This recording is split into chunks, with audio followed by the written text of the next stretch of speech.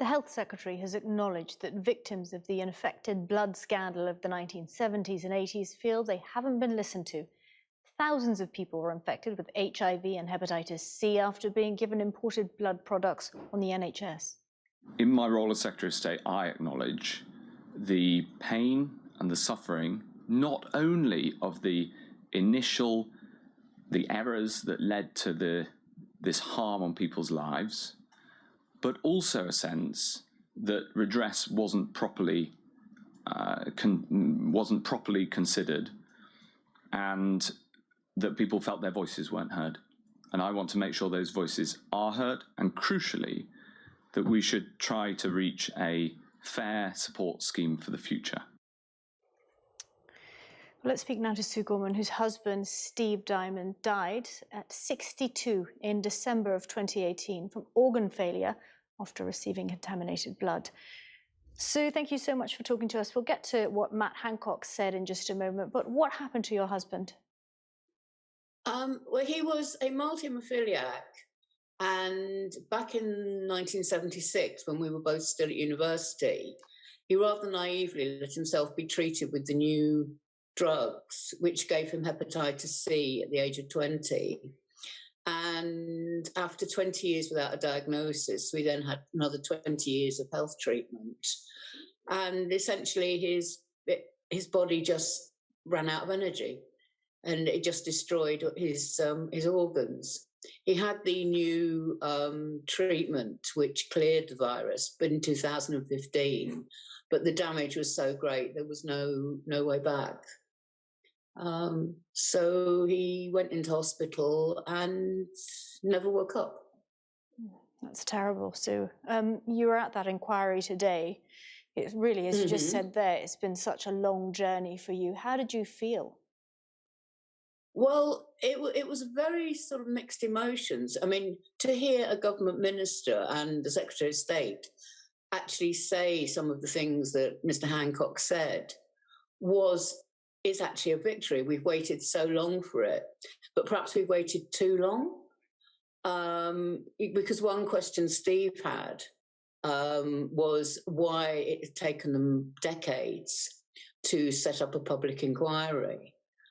And it was pretty clear that Matt Hancock was only making those sort of speeches because he'd been summoned to the public inquiry. So, yes, it's progress. Yes, in fact, they are now talking about compensation, when as recently as 2015, the Minister of Health at the time was saying there were no grounds to consider compensation. So it's huge progress, and it means quite a lot to the community. But there were lots of worrying signs in the discourse. They'd obviously come with their own agenda. And once the barrister started directing the questions at areas they hadn't considered, it was very unclear whether they just hadn't considered them or they weren't going to consider them.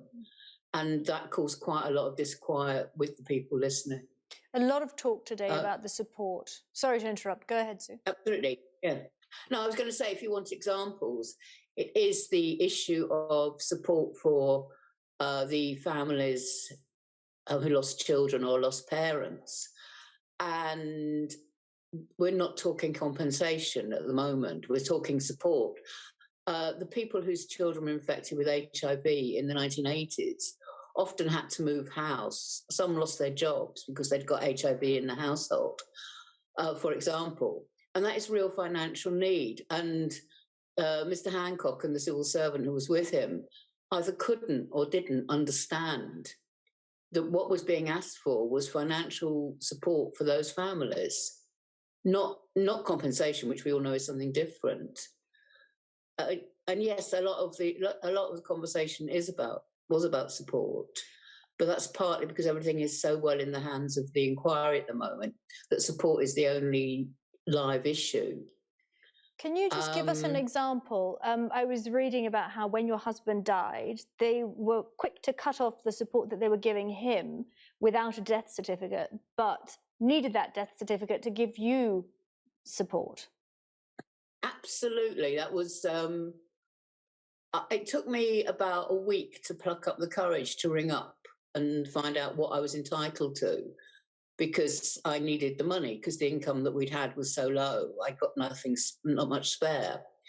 And they told me exactly that they would, if I told them he was dead, they would stop his income, but I couldn't claim mine till I got a death certificate. And as I still don't have a death certificate, and that was 2.5 years ago, I'd have been waiting a long time. In fact, that was wrong advice. They didn't know what they were saying. And it took me 3 months of battling with getting politicians involved, the press involved, to actually get them to admit that I was due a payment.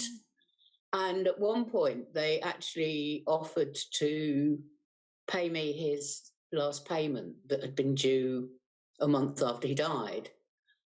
And when I said I didn't want it because I'd have to pay it back and it would be going into his bank account, which I couldn't access, they said I had to have it because it was too late in the pay run to stop it. So they were going to put that into account I couldn't access and then make me pay it back again. And it was just so unthought of, so uncaring.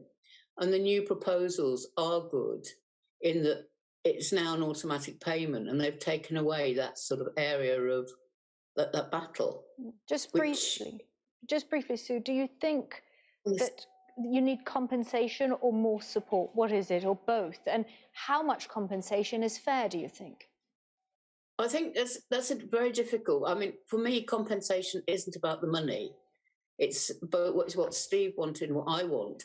It's a statement of contrition. It's owed not particularly for the actual sums, but it has to be decent. It has to recognise the value of the lives that were lost. At the moment, support. I mean, I get support and I can live on it, but it's not a lot. But all of it is related to the fact we couldn't get life insurance because of Steve's condition.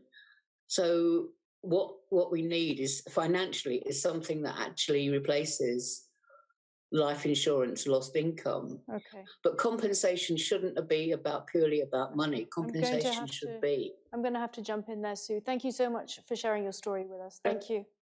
Okay, pleasure.